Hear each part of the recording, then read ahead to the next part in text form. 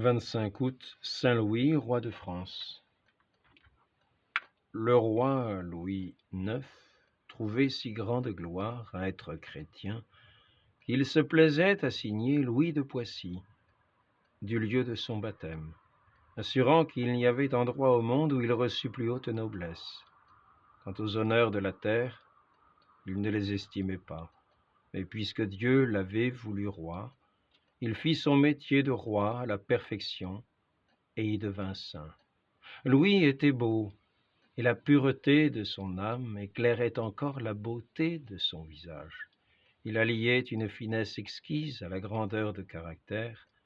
La délicatesse de sa bonté avait dominé une impétuosité naturelle, au point qu'un jour, un serviteur malade, laissant tomber de la cire brûlante sur sa jambe malade, il l'en reprit à peine. Il avait une grande pitié de toutes les souffrances et voulait que plus de 100 pauvres fussent nourris chaque jour en sa demeure, à sa propre table. Il appelait les vieillards et les estropiés, et pendant le carême et l'avent, les servait lui-même, accommodant la nourriture qu'il portait avec soin aux lèvres des aveugles. À l'abbaye de Royaumont, il apprend qu'un religieux nommé Léger est si fort couvert de lèpre qu'on ne lui voit plus la forme de visage.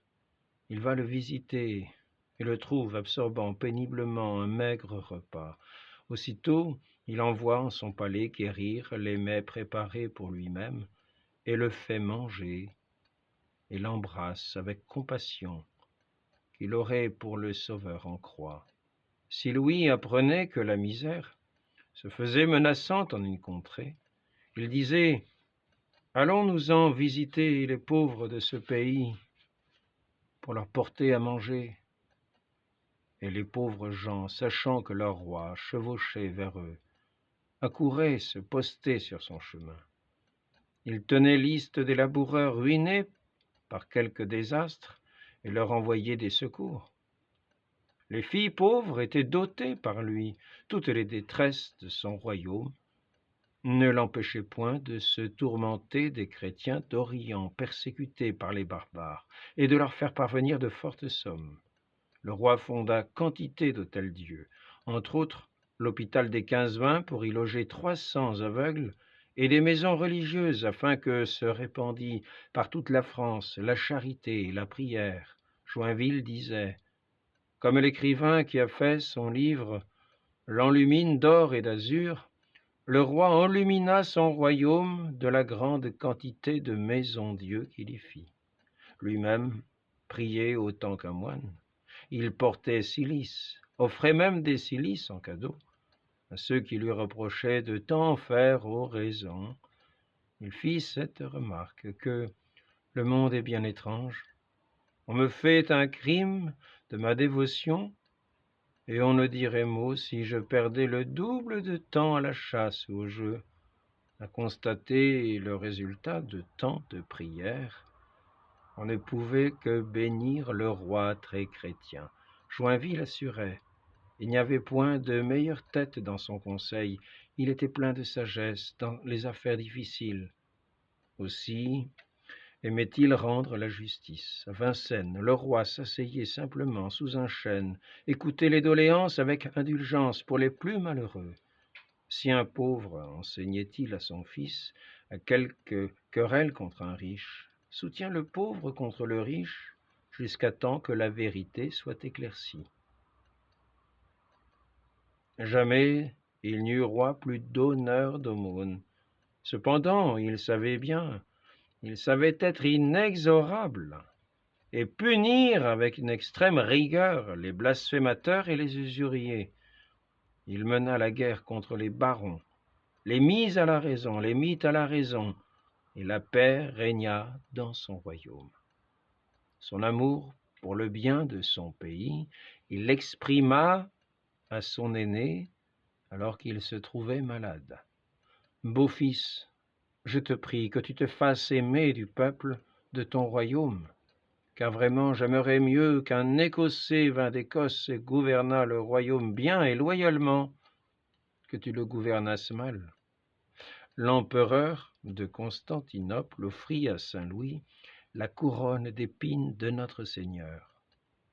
Le roi alla la recevoir à 5 lieues de Sens, et dans Paris, la porta nu-pieds et nu-tête jusqu'à Notre-Dame. Plus tard, ayant reçu un morceau de la vraie croix, il fit bâtir la merveilleuse Sainte-Chapelle pour y déposer les insignes reliques. Devant elle, il priait des nuits entières. L'idéal missionnaire de la croisade le hantait. À la fin de 1246, atteint d'une grave maladie qui arrachait des larmes et des prières à son peuple, Louis fit vœu, s'il guérissait, d'entreprendre une 7e croisade pour délivrer la Terre sainte au pouvoir des musulmans. Au bout des 4 années de préparatifs, le souverain guérit.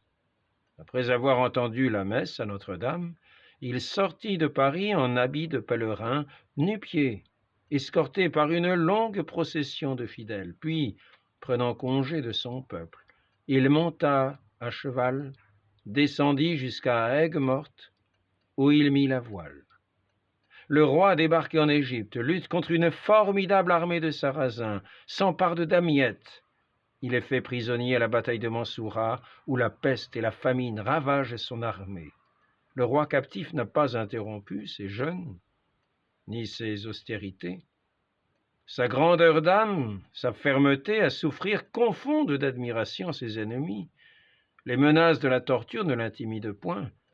C'est le plus fier chrétien que nous ayons connu, attestent les musulmans. Quand Louis fut rendu à la liberté, il passa en Palestine, resta 4 années dans ces pays désolés, fit fortifier des places principales. Il soutenait les chrétiens, cherchait à convertir les infidèles. La nouvelle de la mort de sa mère Blanche de Castille lui parvint, cette mère si chrétienne qui lui disait, enfant, qu'elle préférait le voir mourir plutôt que commettre un péché mortel. Louis en éprouva une immense douleur et revint en France. Fixé à Paris, il ne fut plus occupé que du bonheur de ses sujets. 16 années s'écoulèrent. Le roi apprit alors que le chef des Mamelouks tramait la ruine des chrétiens d'Orient. Il décida de reprendre la croix pour leur porter secours. À une assemblée de seigneurs, il parut ayant dans ses mains la couronne d'épines et parla avec tant de force que chacun se laissa entraîner à son exemple. Les croisés portèrent d'abord la guerre en Afrique. Le roi de Tunis donnait au roi de France des espérances de conversion. « Répondez à votre maître, dit Louis, que je passerai avec joie le reste de mes jours dans les fers, sans plus jamais voir la clarté du ciel, si je pouvais, à ce prix, obtenir pour lui et pour son peuple la grâce de leur conversion. Cependant, il dut faire le siège de Tunis. Le climat brûlant occasionna une maladie épidémique. Une partie de l'armée périt et le roi de France fut atteint. Louis, se sentant perdu, donna au prince Philippe ses suprêmes instructions. « Beau fils, la première chose que je vous enseigne est d'aimer Dieu de tout votre cœur, car sans cela, nul ne peut rien valoir. Si Dieu vous envoie adversité, recevez-la en patience et action de grâce. Ayez le cœur doux et piteux aux pauvres, et les conforter et aider selon ce que vous pourrez. Aimez tout bien, haïssez tout mal, soutenez la querelle du pauvre jusqu'à temps que la justice soit éclaircie. Travaillez que tout péché soit ôté de votre terre. Dieu vous donne la grâce de faire sa volonté toujours. » Et donnant les plus nobles enseignements, le roi recommandait fidélité à l'Église de Rome. Puis il réclama qu'on le revêtât d'un cilice et fut étendu sur la cendre. Il appela les saints à son secours, dit l'oraison de saint Jacques, « Dieu, soyez le sanctificateur et gardien de votre peuple. » Après, dit Joinville, se fit le saint roi couché en un lit couvert de cendres, et mit les mains sur sa poitrine, et en regardant vers le ciel, rendit à notre Créateur son esprit, en cette heure même que le Fils de Dieu mourut pour le salut du monde en la croix.